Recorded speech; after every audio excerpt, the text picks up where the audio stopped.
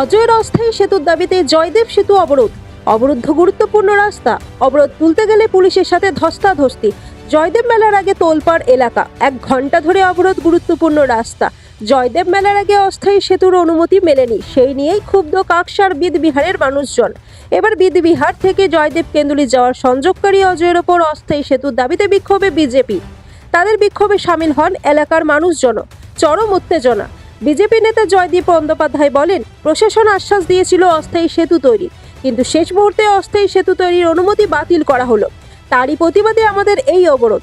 100 বছরের পুরনো যেখানে কবি জয়দেব এই পদ্মাবতী এই মেলাকে স্থাপন করেছিলেন লক্ষণ সেন, ওনার আমলে এই মেলার আজকে স্থাপনা, যেখানে মা গঙ্গা উজানে এসেছিলেন, যেখানে ভগবান শ্রীকৃষ্ণ বিরাজমান ছিলেন, সেই জায়গায় প্রদীপ মজুমদারের চক্রান্তে, নেপাল ঘুরিয়ে চক্রান্তে, তৃণমূল কংগ্রেসের চক্রান্তে কাজল শেখ পয়সা লুটবে, তৃণমূল কংগ্রেস লুটবে।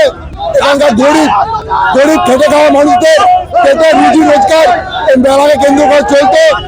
পশ্চিম বর্ধমান থেকে সমস্ত মেলাকে তুলে নেওয়া হয়েছে, মেলাকে সরিয়ে নেওয়া হয়েছে, এই মেলাকে বন্ধ করার চক্রান্ত চলছে। নিয়ে প্রদীপ মজুমদারের নেতৃত্বে এই মেলা বসাবে, যেখানে মমতা ব্যানার্জির ছবি থাকবে। এই কবি জয়দেবের প্রতিষ্ঠিত বহু পুরনো মেলাকে ঐতিহ্য থাকতে আমরা দীর্ঘদিন ধরে লড়ছি। আগামী দিনে আমরণ অনশন করবো, আমরণ অনশন করবো। হ্যাঁ, পুলিশের আমাদেরকে পুলিশের ক্ষমতা নেই যে মেলার রাস্তা করার। পুলিশ আমাদের উপর লাঠি চোর করছে, পুলিশ হাই হাই, বড় বড় কথা। আমার নাম জয়দীপ ব্যানার্জি। অস্থায়ী সেতু তৈরির কাজ শুরু না হলে ধারাবাহিকভাবে অবরোধ চলবে।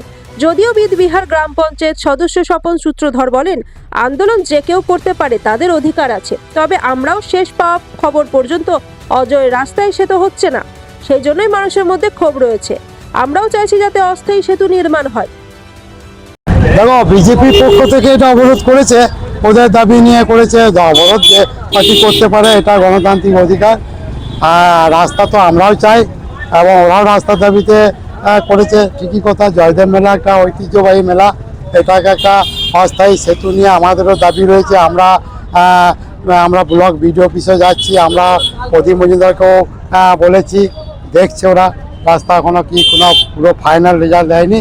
তবে বিডিও সাহেব গতকাল মানে 29 তারিখ একটা কথা আমাদেরকে বলেছে যে আমাদের প্রশাসন কোনো দায়িত্ব নেবে না রাস্তার ব্যাপারে, যদি সাধারণ মানুষ দায়িত্ব নিয়ে করতে পারে করুন।